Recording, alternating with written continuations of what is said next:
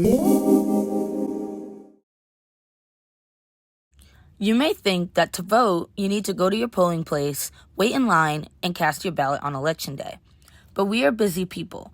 Maybe you are traveling, helping family, working, or just want to make sure to vote in case something else comes up on Election Day.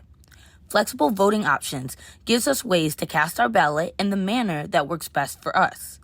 These options vary depending on what state you are registered and intend to vote in, so be sure to check rotthevote.org for the options available to you. There are two types of flexible voting options: absentee voting and early voting. Let's start with absentee voting. Absentee voting may also be referred to as voting by mail or voting at home.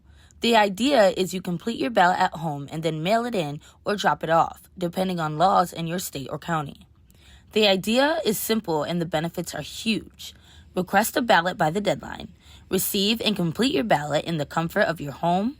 Allow yourself to research who and what you are voting on and fill it out at your own pace.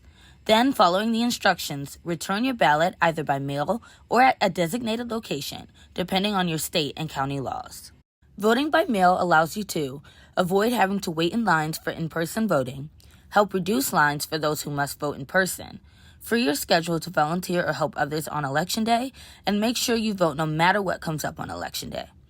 Voting absentee dates back to the Civil War, when soldiers were allowed to vote absentee while they were away from their homes. Over time, the right to vote and the right to vote absentee has expanded. In fact, several states run their elections almost entirely by mail. Voting by mail is safe, effective, and can increase voter turnout. In most states, you have to ask to have your ballot sent to you. Each state has different processes, requirements, and deadlines for requesting an absentee ballot. Yes, there is a deadline to request your ballot. Rock the Vote's absentee ballot request platform helps walk you through the process based on your state's policies and requirements. States vary on whether you can complete your request online, by email, a hard copy form, or even by fax. Visit rockthevote.org to find out more and to request your absentee ballot.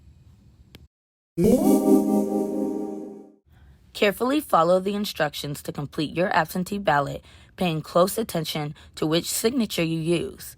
Many states require you to use the same signature that's on file with the DMV. Following those guidelines will help to ensure your ballot is not contested or rejected. You may return your ballot by mail. Depending on your state and county, you may be able to drop your ballot at a designated ballot drop box or site. This is very important. There are deadlines for returning your ballot. There are often two deadlines, one by which you have to have it in the mail. This is called the postmarked by deadline. It must be postmarked on or by the state if you are mailing it in. The second deadline is the received by deadline. This is when it needs to be received by the election office. This applies to both mail and drop-off methods.